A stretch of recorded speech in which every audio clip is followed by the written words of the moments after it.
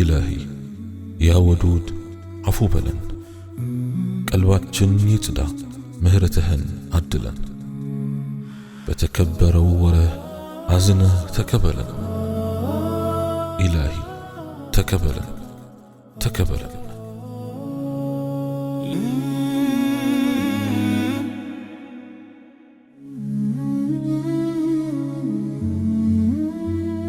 بسم الله اللهم لك الحمد كما ينبغي لجلال وجهك وعظيم سلطانك، والصلاة والسلام على حبيبنا رسول الله وعلى آله وصحبه ومواله.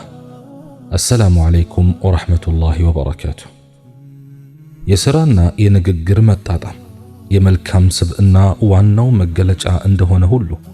يسرانا ينققر تكارنو دقمو يبلشو سنة مقبار بالبيت مهونن አጉልቶ ከሚያሳዩት ውስጥ ቀዳሚ ነው።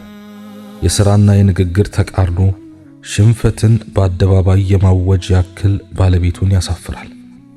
አላህ ዘንድ ተጠይ ያደርጋል፣ እሱ ዘንድ ያዋርዳል፣ በጥርጣሬ አይን እንዲታይ ያደርጋል፣ እምነት የለሽ ስም ያሰጣል።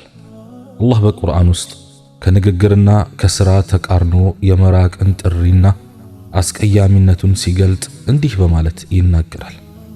አዑዙ ቢላሂ ሚነ ሸይጣን ረጂም ያ አዩሃ አለዚነ አመኑ ሊመ ተቁሉነ ማ ላ ተፍዐሉን ከቡረ መቅተን ዐንደላሂ አን ተቁሉ ማ ላ ተፍዐሉን።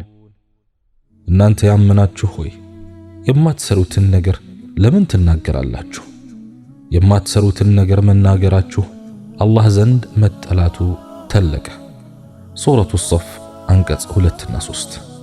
በሌላም አያ አተእሙሩነ الناس بالبر وتنسون أنفسكم وأنتم تتلون الكتاب أفلا تعقلون። እናንተ መጽሐፉን የምታነቡ ሆናችሁ ሰዎችን በበጎ ሥራ ታዛላችሁን? ነፍሶቻችሁንም ትረሳላችሁን? የሥራችሁን መጥፎነት አታውቁምን? ሱረቱል በቀራ አንቀጽ 44። የአላህ መልእክተኛ ዓለይሂ ሰላቱ ወሰላም ከንግግርና ከሥራ ተቃርኖ የመራቅን አስፈላጊነት ሲያሳዩ እንዲህ ብለዋል። ቢጾምም ቢሰግድም ሙስሊም ነኝ ቢልም 3 ነገሮች ያሉበት ሰው ሙናፊቅ ነው። አንደኛ ሲያወራ የሚዋሽ፣ ሁለተኛ ቀጠሮ ሲሰጥ የሚያፈርስ፣ ሶስተኛ ሲያምኑት የሚከዳ። ቡኻሪና ሙስሊም ዘግበውታል። ታላላቅ ሰዎች የንግግርና የሥራን ተቃርኖ አስመልክቶ እንዲህ ይላሉ። የምታደርገውን ነገር ከፈጸምከው በኋላ አውራው እንጂ አስቀድመህ ቃል አትግባ። የማንነት መገለጫ ድርጊት እንጂ የቃላት ድርድር አይደለም። አንዳንድ ጊዜ አይን ከሰይፍ የበለጠ የሚያሳምም፣ ከምላስ የበለጠ ነገረኛ ይሆናል። ከመናገርህ በፊት ሰርተህ አሳይ። የሰው ልጅ ቃልና ተግባሩን አንድ የሚያደርገው ፍትሃዊነትን የሚሰጠውና የሚቀበለው እውነተኛ ሰው ሲሆን ብቻ ነው። በመሆኑም አብዛኛው የሥነ ምግባር ችግር እውነተኝነትን ረግጠው የሚወጡ ናቸው። እውነተኝነት የታላቅነት መለኪያ ነው። እውነተኝነት ማለት የህሊና ሚዛናዊ ምስክርነትን መከተልና የቁርአንን ዳኝነትን መቀበል ነው። በእርግጥ ሰዎች እውነተኛ ቢሆኑ ኖሮ ፍርድ ቤቶች በተዘጉ፣ ፖሊሱም እረፍት ባገኘ፣ ዘብጥያ ቤቶችም ባዶ በቀሩ ነበር። ግና ይህ አልሆነም። ምክንያቱም ወንጀሎች በሐሰት ዛፍ ላይ በቅለው ሰዎችን የሚወጉ እሾሆች ስለሆኑ ነው። በአንጻሩ መልካም ስነ ምግባር በእውነተኝነት ዛፍ ላይ አፍርቶ ሰዎች እየቀጠፉ በሕይወታቸውና በመጪው ዓለም የሚደሰቱበትና የሚጠቀሙበት መልካም ፍሬ ነው። ስኬትና ክስረትም ከሁለቱ ላይ የሰፋ ድርሻ አላቸው። አላህ ሱብሓነሁ ወተዓላ በቁርአን ውስጥ ስለ እውነተኝነት እንዲህ ይላል። አዑዙ ቢላሂ ሚነ ሸይጣኒ ረጂም ኢተቁላህ ወኩኑ መዐ ሷዲቂን። አላህን ፍሩ ከእውነተኞቹም ጋር ሁኑ። ሱረቱ ተውባ አንቀጽ 119። هذا يوم ينفع الصادقين صدقهم ይህ እውነተኞችን እውነታቸው የሚጠቅምበት ቀን ነው። ሱረቱል ማኢዳ አንቀጽ 119 من المؤمنين رجال صدقوا ما عاهدوا الله عليه ካማኞቹ በእርሱ ላይ ለአላህ ቃል ኪዳን የገቡበትን በእውነት የፈጸሙ ወንዶች አሉ። ሱረቱል አሕዛብ አንቀጽ 23 ليجزي الله الصادقين بصدقهم አላህ እውነተኞችን በእውነተኝነታቸው ሊመነዱ። ሱረቱል አሕዛብ አንቀጽ 24 የአላህ መልእክተኛ ዓለይሂ ሰላቱ ወሰላም ስለ እውነተኝነት ሲናገሩ እንዲህ ብለዋል። እውነተኝነት ወደ መልካም ነገር ይመራል፣ መልካም ነገር ደግሞ ወደ ጀነት ይመራል። ቡኻሪና ሙስሊም ዘግበውታል። በሌላም ሐዲታቸው ሻጭና ገዢ እስካልተነጣጠሉ ድረስ ስምምነታቸውን በማጽደቅም ሆነ በማፍረስ ላይ ምርጫ አላቸው። በገበያቸው ላይ ግልጽ ከሆኑና እውነቱን ከተናገሩ ገበያቸው ይባረክላቸዋል። ቡኻሪና ሙስሊም ዘግበውታል። በሌላም ሐዲስ እውነት እርካታ ነው፣ ሐሰት ጥርጣሬ ነው። ትርሚዚ ዘግበውታል። ስለ እውነተኝነት ታላላቅ ሰዎች የሚከተለውን ብለዋል። ኢብኑ መስዑድ እንዲህ ይላል፣ እውነትን የተከተለ ሰው ህዝብ ነው ብቻውን እንኳን ቢሆን። በሙሐደረቱል ኡደባ መጽሐፍ ላይ እንደተጠቀሰው ሐሰት ይጠቅመኛል ብለህ ባሰብክበት ቦታ ይጎዳሃል፣ እውነት ይጎዳኛል ብለህ በሰጋህበት ቦታ ይጠቅምሃል። እውነት ቀድሞም ያለ ነገር ነው። መፍጠር የምንችለው ውሸትን ብቻ ነው። እውነተኝነት የራቀው ቤት ፍቅር አይታደልም። እውነትን ሁሉም አለውልሽ ይላታል። የሚደርሱላት ሰዎች ግን ጥቂቶች ናቸው። ሐሰን ኢብኑ ዓሊይ እንዲህ ይላሉ፣ ታላቅ ሰው ማለት ሳይመክሩት የሚመከር ሳይቀሰቅሱት የሚነሳ ነው። በሙሐደረቱል ኡደባ አሁንም እንደተጠቀሰው እውነት ከሚሞቱ ሰዎች ከንፈር ትገኛለች። ዑመር ኢብኑ አልኸጣብ ደግሞ እንዲህ ይላሉ፣ በሐሰት ውስጥ ሆኖ ከማመንታት ፈጥኖ ወደ መልካም ነገር መመለስ ይበልጣል። በሙሐደረቱል ኡደባ መጽሐፍ ውስጥም እንዲህ ይላል፣ እንደ ንጹህ ህሊና የለሰለሰና የሚመች ትራስ አይገኝም። እውነተኛ ፍላጎት የተደበቀውን ሁሉ ያገኛል። አሕነፍ ኢብኑ አልገይስ እንዲህ ይላሉ፣ 5 ነገሮች እኔ እንደምላቸው ናቸው። አንደኛ ምቀኛ ደስታን አያገኝም። ሁለተኛ ስስታም ጥበብ አይችልም። ሶስተኛ ውሸታም ክብር የለውም። አራተኛ ንጉሶች ቃል አያከብሩም። አምስተኛ መጥፎ ባህሪ ያለው ሰው ስልጣን አያገኝም።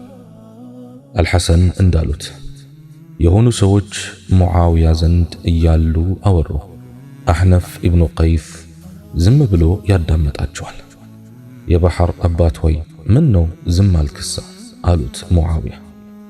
አሕነፍም እንዳልዋሽ አላህን ፈራሁ፣ እውነት እንዳልናገር ደግሞ አንተን ፈራሁ አሉት። 4 ንጉሳውያን ማለትም የሂንድ፣ የቻይና፣ የኪስራና የቀይሰር የሆነ ጊዜ አንድ ላይ ተሰበሰቡ።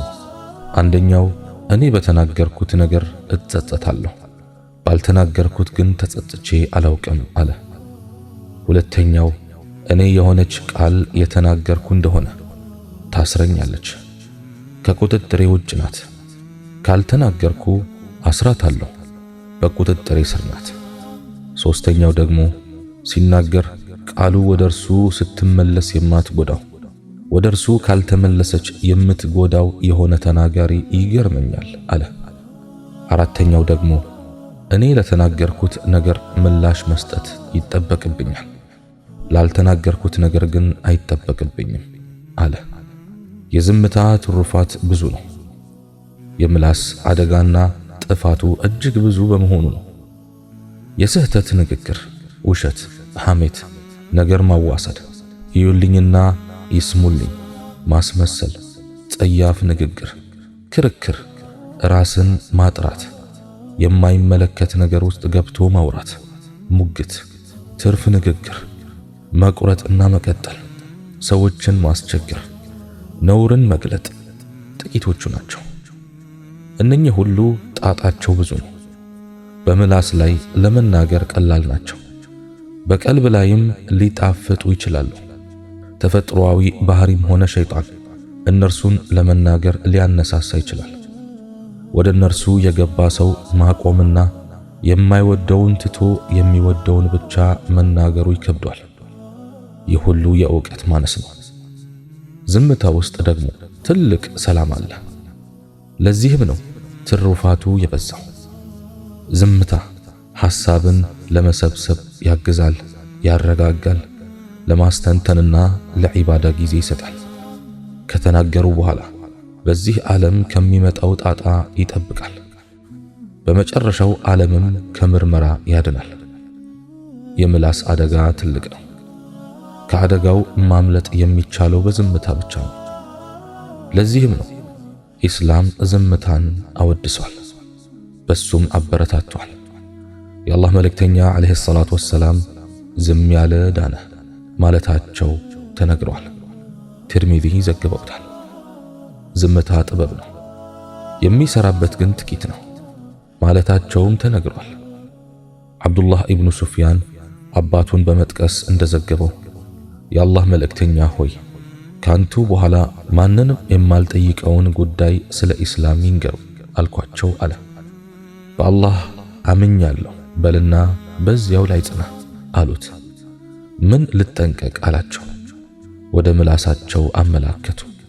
ትርሚዚ ዘግበውታል።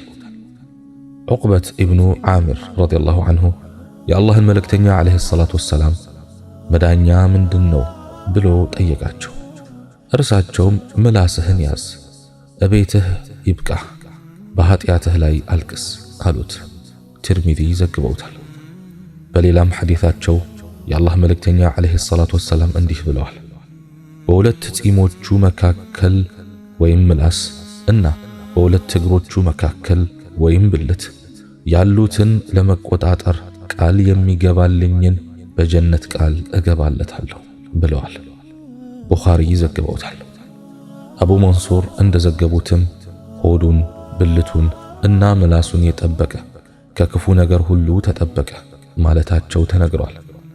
በእርግጥም አብዛኛውን የሰው ልጆች የሚያጠፉት እነኚህ ሶስቱ ስሜቶች ናቸው። የአላህን መልእክተኛ ዓለይሂ ሰላቱ ወሰላም በብዛት ሰዎችን ጀነት የሚያስገቡ ነገሮች ምን ምን እንደሆኑ ተጠይቀው የአላህ ፍራቻና መልካም ስነ ምግባር ያሉ ሲሆን በብዛት ሰዎችን እሳት የሚያስገቡት ደግሞ አፍና ብልት ናቸው ብለዋል። ትርሚዚ ዘግበውታል። ሙዓዝ ኢብኑ ጀበል ረዲየላሁ ዐንሁ በምንናገረው ነገር እንያዛልን ብሎ የአላህን መልእክተኛ ዓለይሂ ሰላቱ ወሰላም በጠየቃቸው ጊዜ ወየውልህ ሰዎችን በአፍጢሞቻቸው እሳት ውስጥ የሚደፋቸው በምላሶቻቸው ያጨዱት ነገር አይደለምን ብለውታል። ትርሚዚ እንደዘገቡት የሰዎች ወሬ ከ70% በላይ ሐሜት እንደሆነ ያውቃሉ። ካላወቁ ቀኑን ሙሉ ያወሩትን ወሬ መለስ ብለው ይፈትሹት። በየትኛውም እምነት ሐሜት ፈጽሞ የተከለከለ ነው። ከሞራል አንጻርም ሲታይ መከልከሉ አምክኗዊ ነው። ፈጣሪ ማውራት እንችል ዘንድ ምላስና ሁለት ከናፍር ከሰጠን በኋላ ወሬያችን የተገነባበትን 70% በላይ ሐሜት የመከልከሉ ጥበብ ምን ይሆን? የራሴን ምልከታ ላስቀምጥ።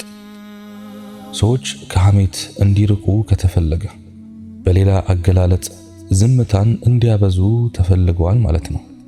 ምክንያቱም ከኛ አጠቃላይ ወሬ ላይ ሐሜት ቢነሳ ምንም የሚቀረን ነገር ቢኖር በቀጥታ ስለሚመለከተን ጉዳይ ከሚመለከተው አካል ጋር ያደረግነውን ንግግር ብቻ ነው።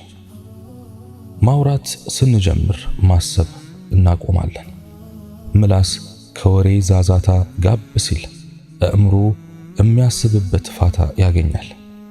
ቀስ በቀስ የምናስበውን ነገር መቆጣጠር ስንጀምር ደግሞ ከፍታችን የሚሆነው ሰውነት ነው። ማሰብ ግብአት ይፈልጋል። ግብአቶቹንም የምናገኛቸው ከንባብ ነው። ቀና እንልና ሰማያትን እናነባለን። የሰዎችን ዓይንና አፍንጫ እናነባለን። ተፈጥሮን እናነባለን። በተጨማሪም መጽሐፍትን በማንበብ በሰው ልጅ ታሪክ ውስጥ ተከስተው ሰዎችን ካስደመሙ ታላላቅ ማንነቶች ጋር እናወጋለን፣ ሐሳብ እንሰርቃለን። አዎ ዝምታ ወርቅ ሳይሆን የሰዎች ተፈጥሮ ነው። እኛ የምንታወቀው በወሬኛነታችን ከሆነ ሐሜተኛ ነን ማለት ነው። እንዲሁም ከተፈጥሮ እጅግ ርቀናል ማለት ነው። የማሰብ፣ የማሰላሰል፣ የመመሰጥ አቅማችንም በጣም ደካማ ነው ማለት ነው። ጉዳዩ የዚህን ያክል ከባድ ስለሆነ ራሳችን እንፈትሽ።